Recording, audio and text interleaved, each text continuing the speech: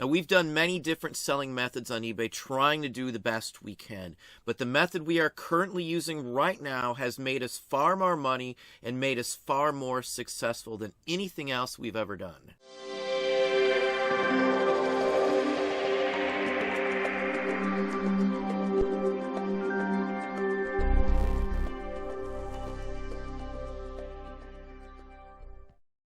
Hey, it's Don. Today we're going to talk about our selling method, why we do it, what works best about it. Now, we've sold all different types of things on eBay, just like many other people do. When we first started, it was whatever we get our hands on, whatever we had around the house that we could sell that we didn't use, didn't care about, or has just been wasting space. We did clothing for a while. We did books, all the households. We used to go to garage sales, thrift stores we used to do as well, too. Can't do that around here anymore, so obviously it wasn't an option where we live. It may still be a great option where you live, but more and more the reselling markets and thrift stores and such forth have been dying off because they're sending them to other places, auctioning them themselves, or even other people get first dibs, or employees are being able to purchase them before they ever hit the floor. All those options are going on right now and diminishing some of the abilities, especially around here. If I had to go off of thrift stores, I'd be dead. If I had to go off garage sales, I'd be dead. Unless I wanted to go drive and hit them up the day before the sale's even supposed to start and bug them until I got in the house or in the garage or whatever. State sales, the lines can be horrendous. Sometimes you got to wait the night before, believe it or not, around here for a really good one.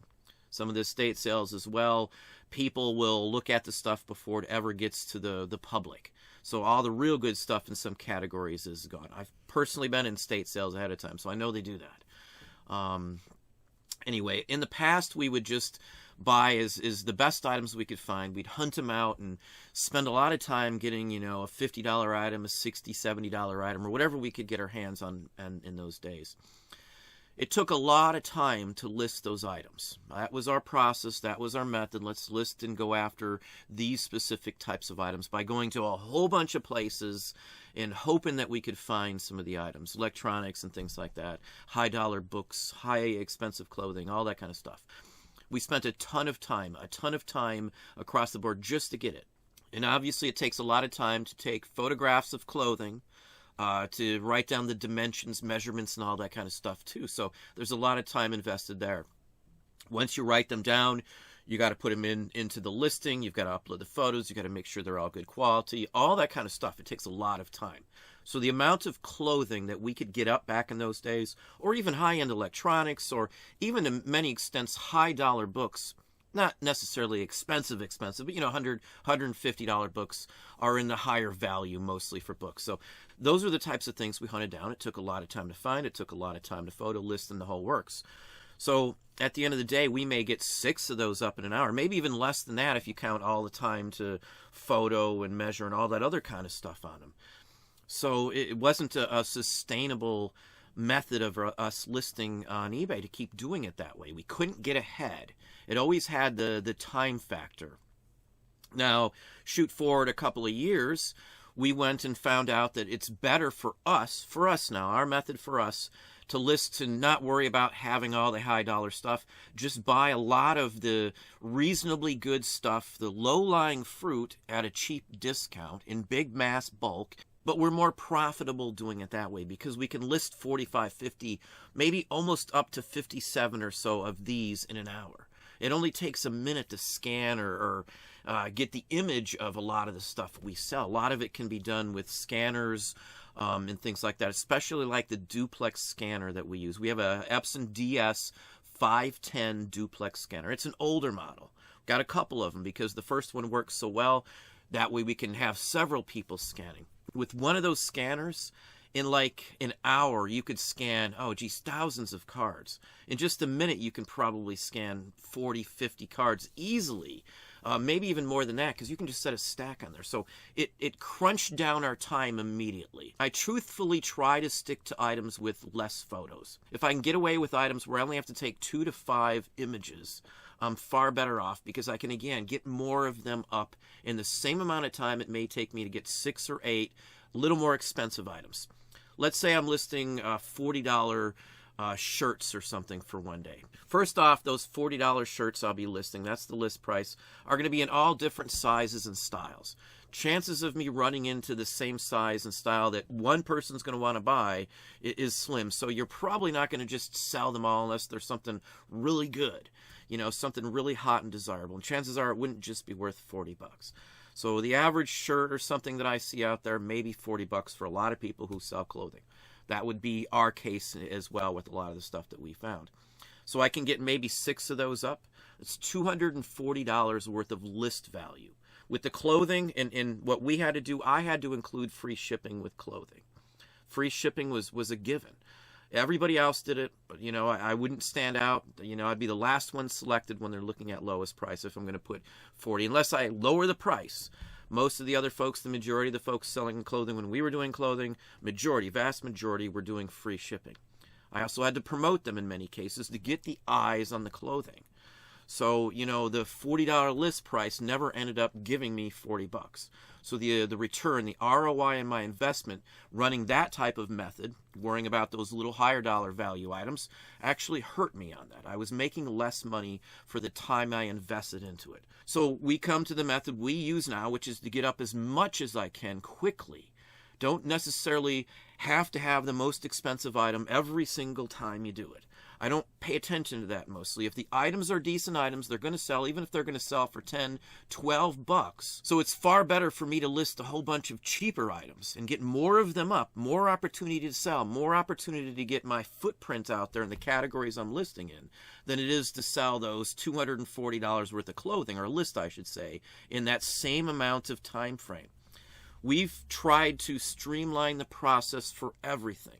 Make everything as easy as possible. Don't switch categories anymore than you have to. Stage everything that we do ahead of time. I don't have to sort. I don't have to pull. Once it's in a stack, it's in a stack. It's done.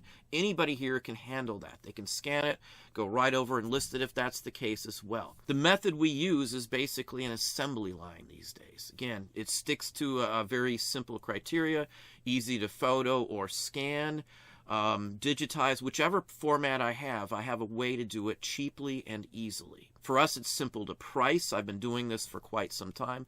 There's enough information out there, even on Terapeak, on eBay, to price most of what we sell. Not everything, but most of it. Now, sell-through rates, I hear a lot when I talk about method like this.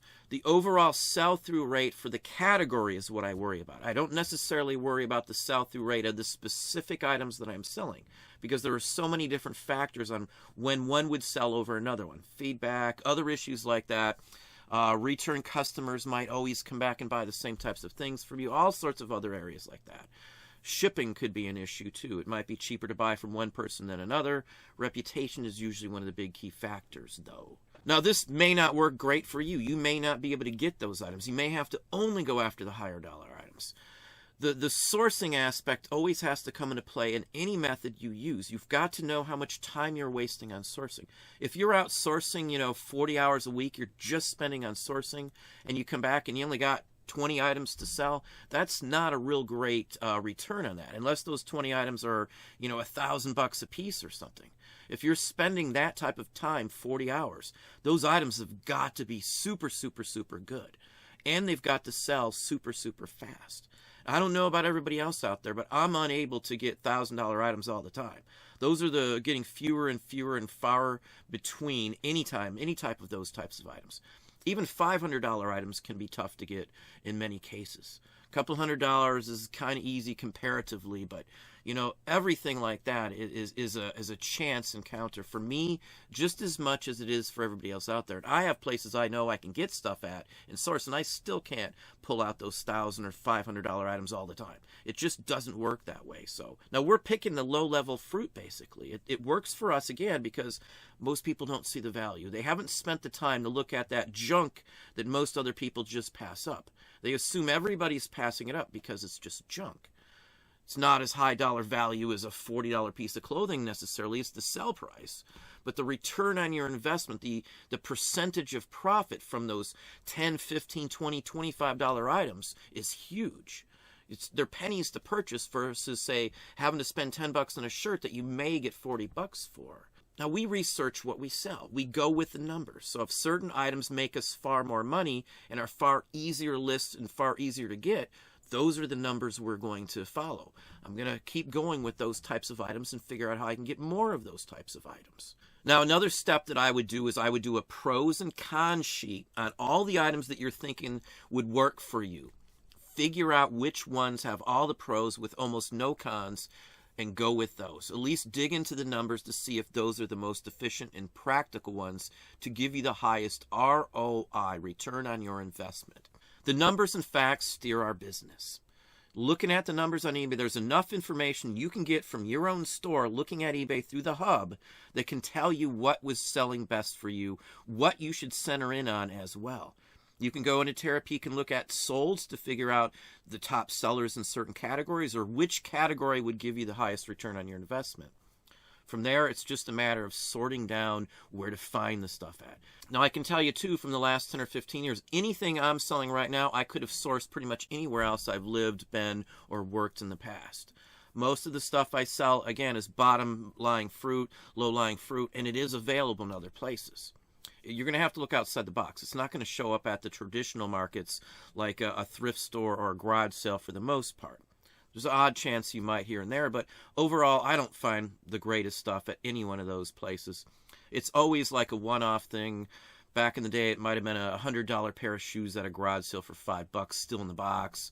It might have been a couple books, hardback books, that I could get easy $75, $100 for on Amazon, FBA or something, and they were $1 a piece. Those are the type of scores, but they never were consistent, never ever were consistent. It's consistent for us to sell the cheaper items because they sell so often.